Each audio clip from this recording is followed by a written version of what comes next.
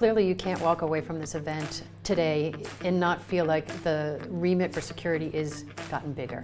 If we can do this, if we can create some disruption in our society with technology that does prevent that, what a great place. We need to stop this incredible loss of life in our country. It's not just the immediate cost to an organisation, it's the community cost as well. Emotional, financial, they owe more than just a physical, safe environment. They owe actually whatever resources are needed to make sure that their employees are also mentally healthy.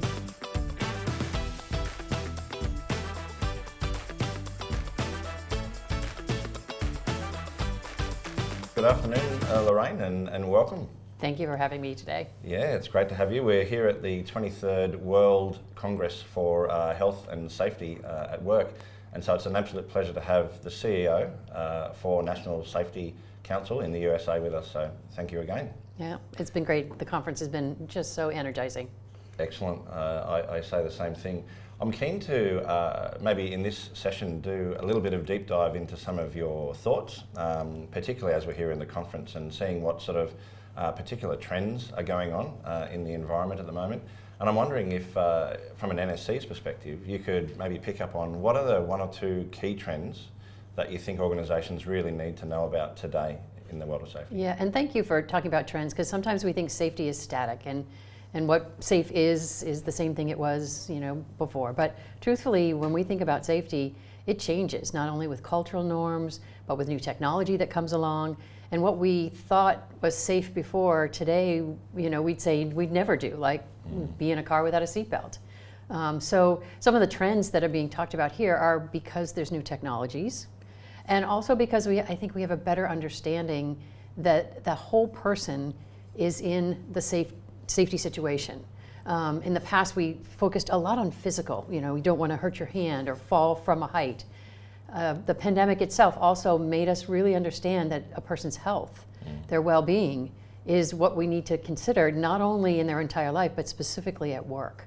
A more holistic view. The human is in the equation, right? They're in that safety-sensitive machine, whatever it is, whether it's driving a car, operating a forklift, and they themselves are something we need to know is fit and ready and able to do that safety-sensitive job. So a lot of what we're talking about at the conference here is how do you expand that view of safety for a person to be past just the physical, and then also think about their psychological or their well-being or their state of mind as they're doing their issue that has to keep them safe. Yeah, I hear just in terms of state of mind, we have a lot of clients that are asking us for information and ways to solve their problems around fatigue and impairment. And I guess that links to the whole holistic, human-centric view of safety today.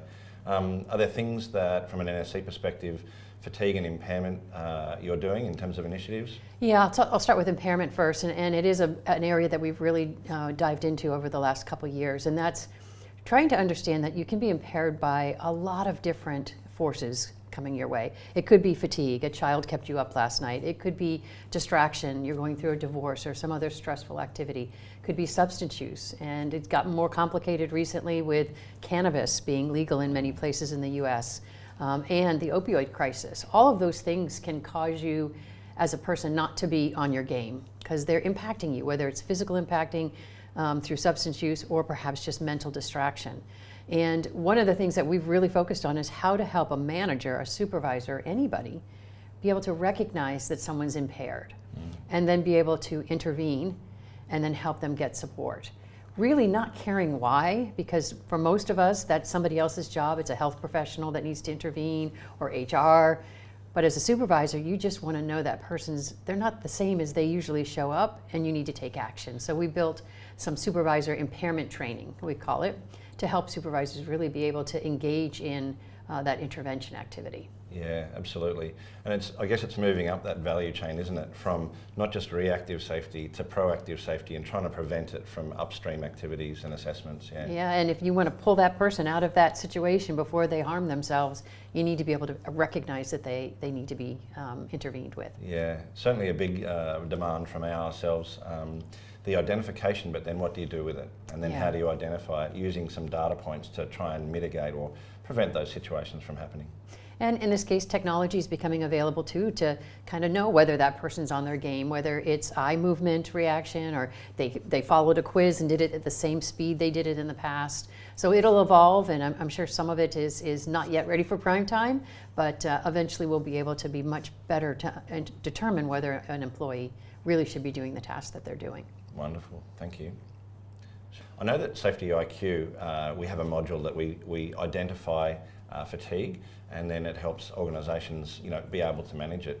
But from an NSC perspective, what are you seeing around fatigue, and what is NSC doing with initiatives around it? Yeah, it's definitely a big issue for many industries, especially where you have shift work and you're changing people's shift schedules. Fatigue can become a safety issue pretty quickly. A couple of things that we've done is we have provided resources for folks to just understand fatigue and give recommendations of how to manage it. But also something that might sound a little strange, we have what we call a fatigue cost calculator. Mm-hmm. So it enables a business to say, I'm in construction and I have 200 workers and I happen to be in South Carolina.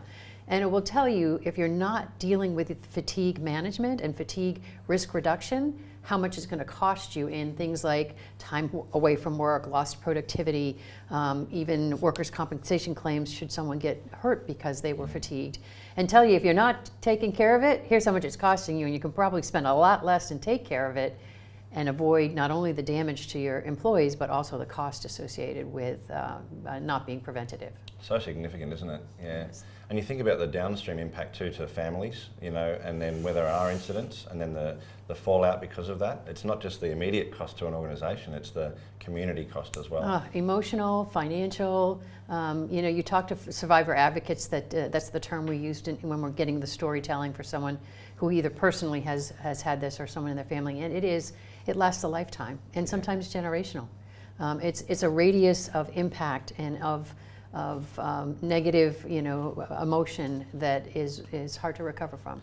I totally agree. Here at the Congress, I know that there are a number of themes, and certainly the health and wellbeing is one major one. A second one that I'm picking up a lot from the speakers is one around technology, and in particular how technology can disrupt and transform safety practices that organisations might have. Are you picking up things from an NSC perspective and the Congress around technology and the challenges organisations face in adopting them? Yeah, there's not only great opportunity but great challenge as well. So we have an effort called Work to Zero that we've been working on about 2.5 years now, specifically aimed at looking at those highest risk tech activities that workers would do and matching them with evolving technologies, robotics, exoskeletons, sensors, AI to actually perhaps even examine how someone's doing their operations and determine whether or not they're doing it in the best and safest way. And we've published some materials on that recently to help folks kind of match the technology needs they might have with the risks that they have. But the challenges are that sometimes that's costly, or they don't know how to get from not having the technology to having it introduced into their environment.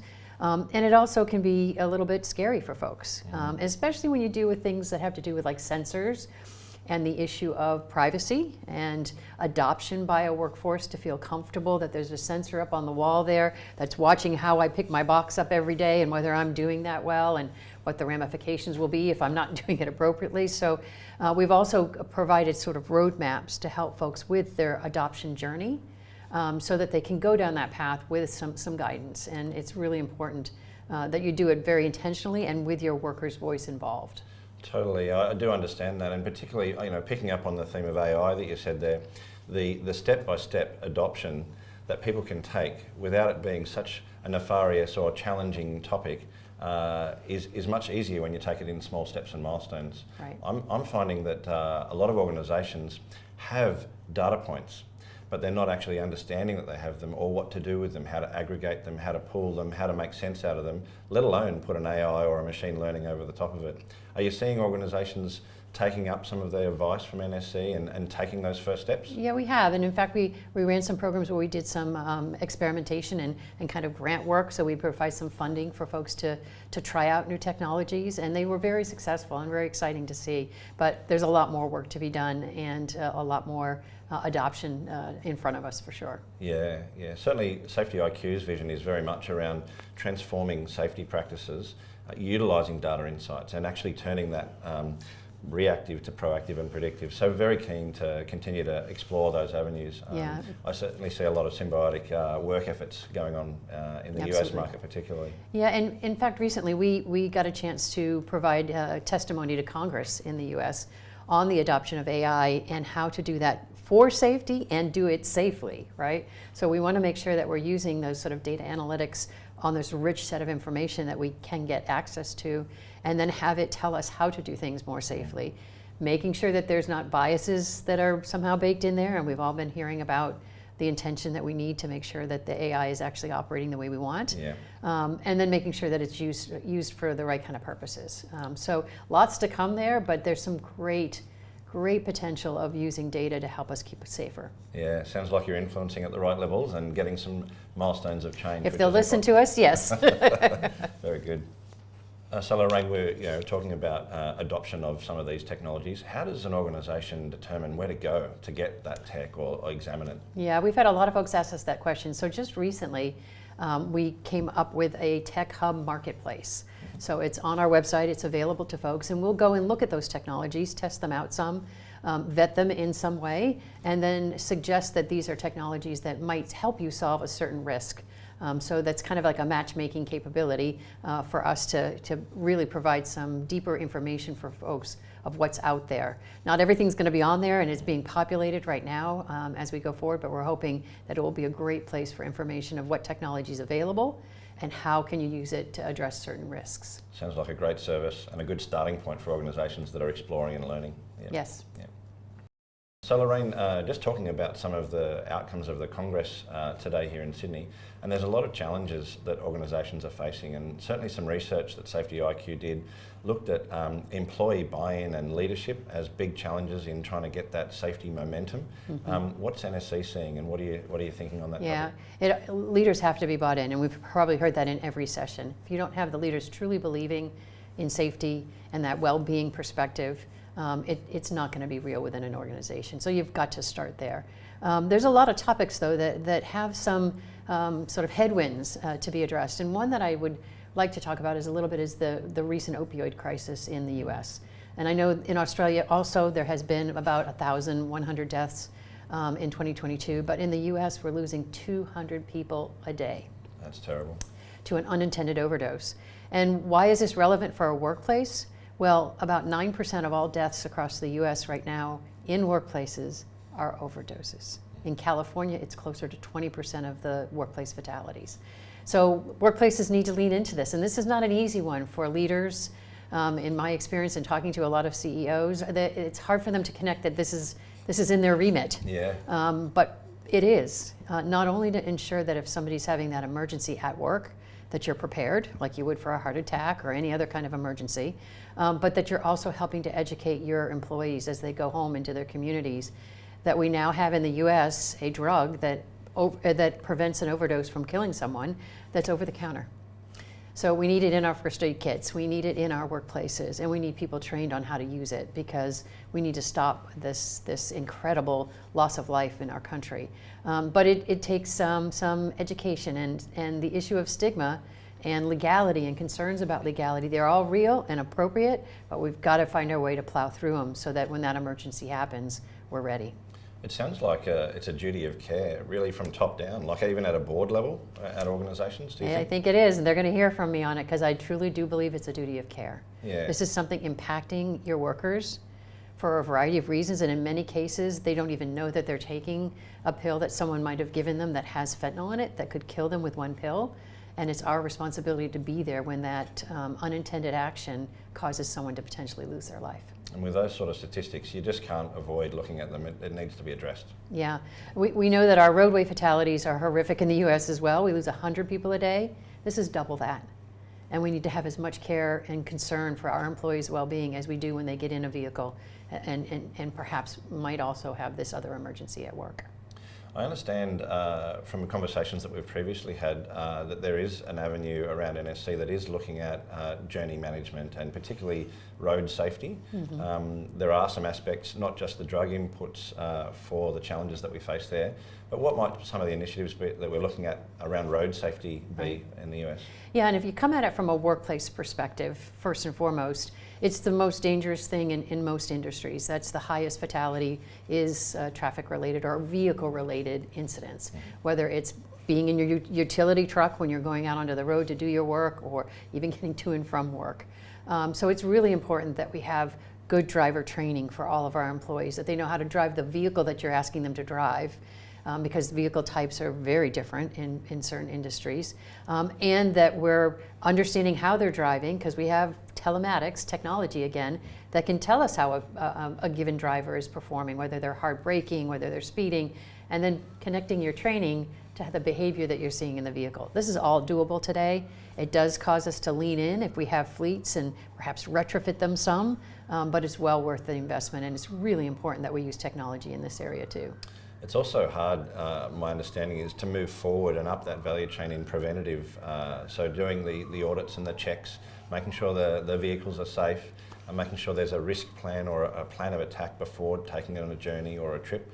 Are you seeing some technologies around that sort of more preventative space kicking in as well? There is, and in fact, we're just right now investing in some new technology, new training for fleets that is going to be specific for your vehicle type, so that you can be trained prior to actually getting in and driving that vehicle, so that you know how it operates, whether it's a bucket truck or a van for delivery.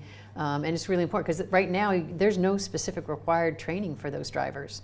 You have to get a license to drive a personal car. You got to get a CDL for a big rig. In the middle, you're on your own. Absolutely. So we're putting out some training here starting next month for a variety of different vehicles there. Sounds like a lot of value. Yeah. Hope so. I'm hearing you say, drivers, they are often on their own.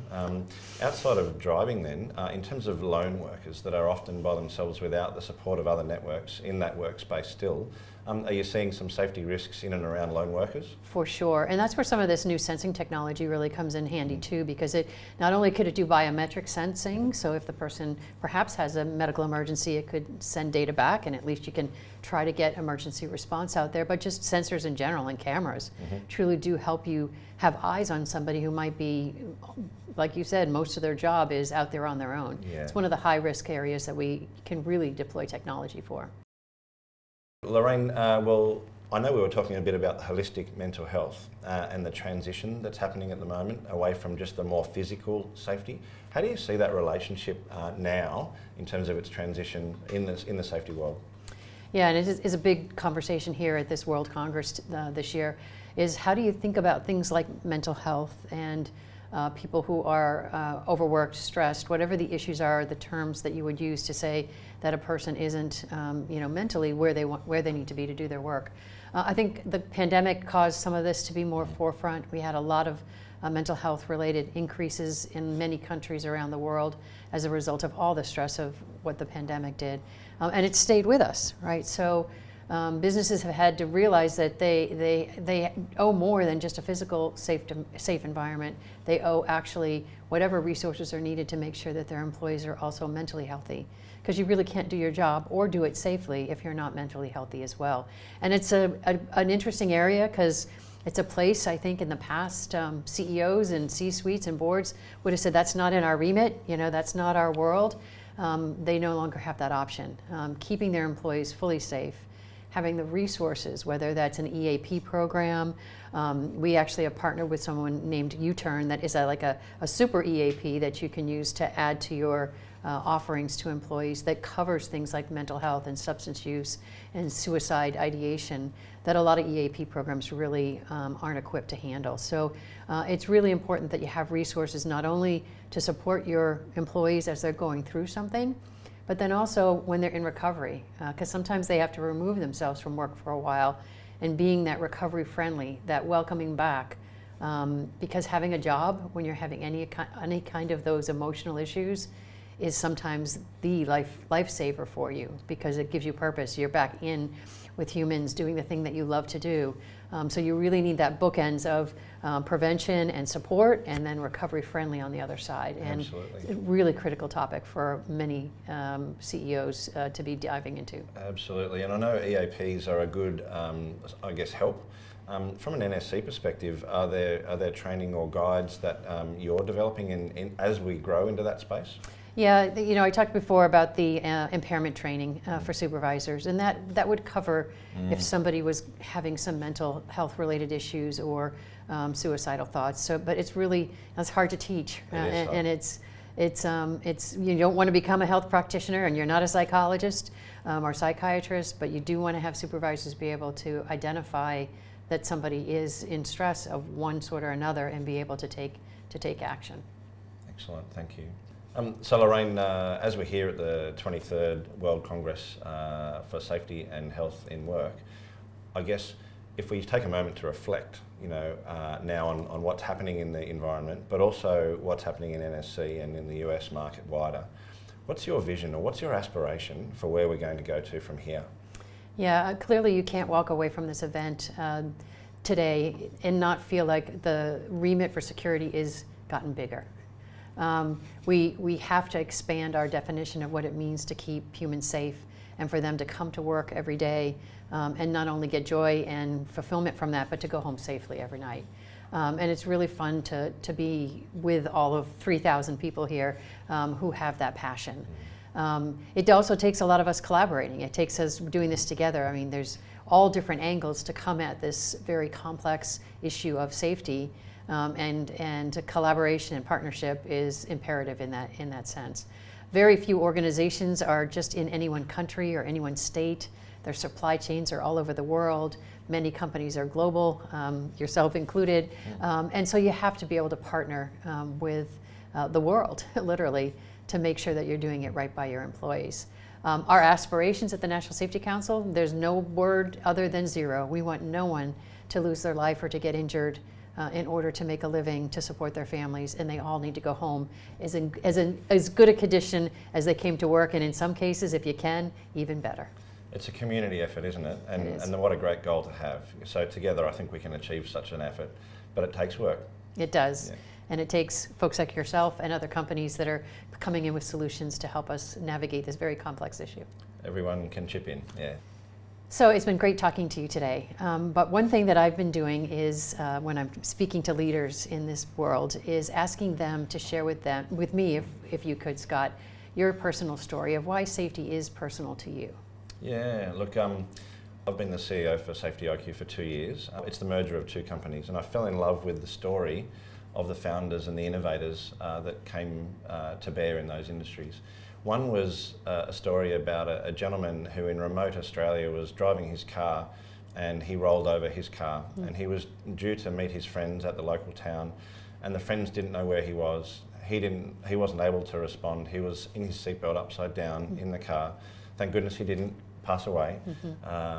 But it caused the founder to realise that moments like that can be saved if you've got different technologies and different check-in abilities to be able to have help, and help when it's needed. Prevent it, yes, but then certainly when something happens, how do you respond? And that was kind of a bit of an emotional story that I bought into, and I really understood the need for. The second one, an inventor of the other part of our business, he was working in nuclear plants, and he witnessed a gentleman fall through the roof in this nuclear plant, and to his demise, unfortunately, in this one. And when the inventor of our technologies went and backtracked all the steps that could have been prevented in that chain of events, any number of steps that could have prevented that gentleman's death, I just sort of thought, wow, if we can do this, if we can create some disruption in our society with technology that does prevent that, what a great place. Yeah. And now, to be honest, more than half of my employees now that come on board with SafetyIQ come on board because they are not just great at their discipline, they're not just passionate about it, but they want to make a difference. Yeah. And safety is one of those spaces that it's crying out for someone to make a difference. It is. Well, thank you for that, because storytelling often changes lives, and that's what you're doing, I guess, by hearing those two stories, is now you're giving back and changing other lives. So thank you for that. Yeah, no problems at all. Look, Lorraine, it's been a pleasure, an absolute pleasure to have you in this talk, in this chat. It's been a good congress, and good to have you in Australia. I look forward to seeing you back in the US as well. And thank you very much for your time and your contribution. Absolutely. As you said, it will take us all. It will. Thank you.